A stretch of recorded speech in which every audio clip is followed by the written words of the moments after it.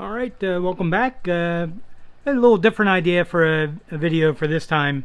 It's going to be a little unusual because I'm going to go over culling some of these red lace snakeskins, which is actually from 2 drops that I put together because they were born within 2 weeks of each other. And since it's going to be impossible to net these things out while I'm holding the camera and talking, because I can only do so much. I'm getting old. I'm so old. I went down to Atlantic City, played the slot machines, and I got 3 prunes. Yeah, that's bad. That's Rodney Dangerfield. That's not even mine. Anyway, what I'll do is I'll take some of them out. I'll try to point them out as I'm talking and pointing the camera, and then what I'll do is I'll remove some of them, leave a few good ones, and then some other ones that still need to be culled, and just kind of do it like an ongoing thing. So I'll try to zoom in. Now this one's going to get culled because of the black spots in the tail. It's a really nice intricate lace snakeskin pattern. It's got a nice dorsal starting out with the right color in it, and but I don't like those spots in the tail. This one is excellent. Now the spots on the body that I get on some could develop later, because they do seem to develop later in the fish's life, which is making it pretty close to impossible for me to net them out. And this one might be a female. So this one's coming out because there's no snakeskin pattern, which is unusual for a snakeskin fish, and I don't like the spots. Same thing with this one, identical. This one might be the same one I just showed you. There's a few of them in there that are going to win the lottery here. And let's see, this one is got the beginnings of the spots on the body around the stomach area, and a couple spots in the tail. So now the spots in the tail kind of lengthen and grow out, and they really wouldn't affect anything with the actual snakeskin line, because I have entered some of these, the nicest ones, into some IFGA shows recently. I got a 2nd place in variegated snakeskin last weekend at the Utah show, and a 2nd place I think in the Michigan show. So if they had black spots on the body or the tail, it doesn't affect the judging. If the black spots got really big on the body and affected whether or not there was a big enough percentage of the snakeskin pattern, then the fish would get DQ'd. But I haven't had that yet. And so anyway, now that I've gone off track again. So I mentioned once before that I do get some that don't have the lace snakeskin pattern, which is a little strange. These were 2 drops, and there's about 30 fish, and you're probably thinking, boy, he must have a whole bunch of females in another tank. I got 5 females out of 2 drops, and they are in another container. I'll show them at the end of the video because there's not too much to see yet with them. But that's been the problem for me with this line, is I only get I probably get about 80% males, and that's being generous with my math, which isn't very good. It's probably more like 85% male. I could probably figure it out if I actually sat down and thought about it, but why do that? So I've gone off track once again, and what I'll do next is I'll stop the video, net out the ones that I've kind of demonstrated are not good enough. This one is a maybe, because I see the snakeskin pattern starting to develop, so that might be okay. But ones like this are coming out, and that one's going to come out. And probably by the time I end this video, I'll ramble and go off track about 6 more times, and I'll also knock this down to probably about 3 or 4 males that I can use for future breeders. So it's part of why I don't sell too many of these.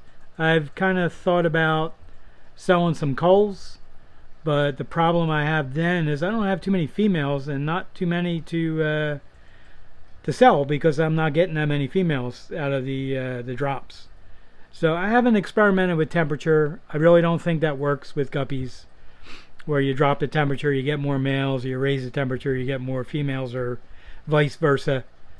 These were raised around 75 degrees. So that's like right in the middle.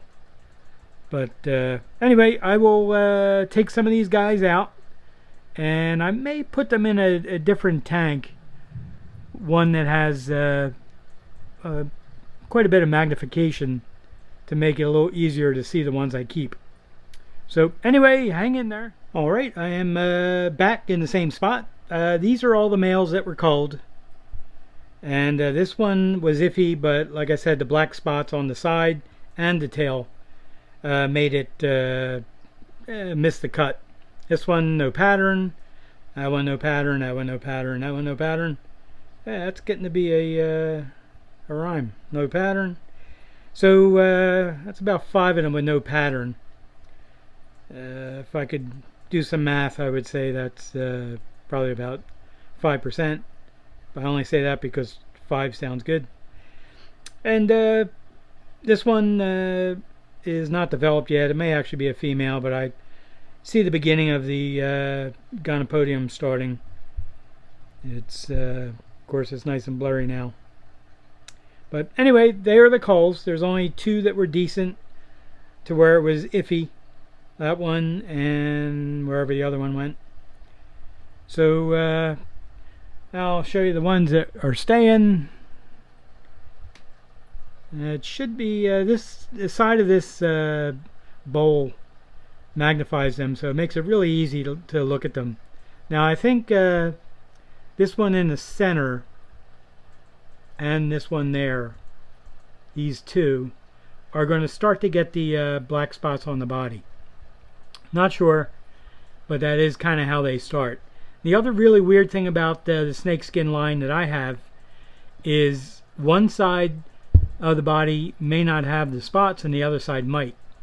So I put them in this bowl so I can magnify things and figure out what the heck I'm looking at. So I'm going to try to do some quick math here. Looks like I've kept 7 or 8. One of which was kept because I can't quite tell, hasn't fully developed yet.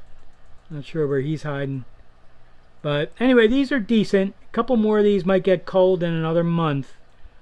I may cull them out because see how big these spots get. But I like the snakeskin pattern, the nice lace pattern that they have, the good pattern in the tail, which just makes them a variegated snakeskin. So if that tail was solid red or solid yellow or solid anything, it would go into the snakeskin solid class.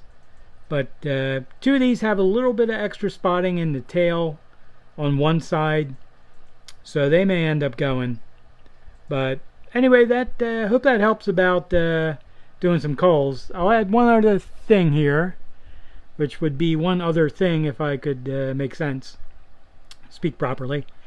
About a month ago, I ended a video, or in the middle of a video, I showed that I had a albino out of the snakeskin, the black snakeskin line, and I put this male in with this albino female and one other female, which is right there.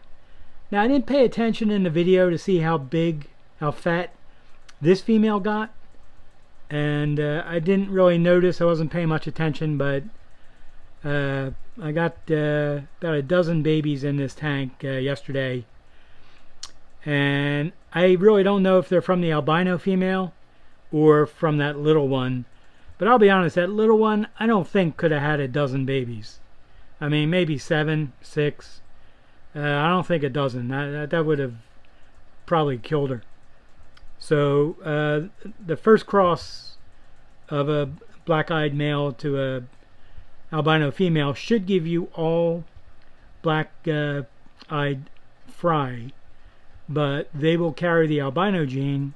So technically, if I cross male and female of the fry back together, or males of the fry back to the albino female, I should start getting albinos. Maybe not 100%, might be like 25 or 30, but I can't really tell if she had babies. It's a nice looking fish. It's like a little hint of a bluish color, and that's really it. There's obviously no other color on the fins anywhere, and the male is excellent. Of course, see if I can get him to move. Played some drums for him. It's a nice looking fish. I just have like a black eye spot at the base of the tail and another one in the middle of the body, which he's now decided to just look at me. Let's go, buddy, turn to the side. So you can see how long that dorsal is. That's pretty sharp. Well, it's not sharp, it's just cool looking. So anyhow, I just threw this on the end of the other video not to confuse anybody. It's got nothing to do with culling. But it was nice to see I got some babies out of something in here. Either that little female or the albino female. So we'll see what happens, and I'll keep you updated, and thanks for watching.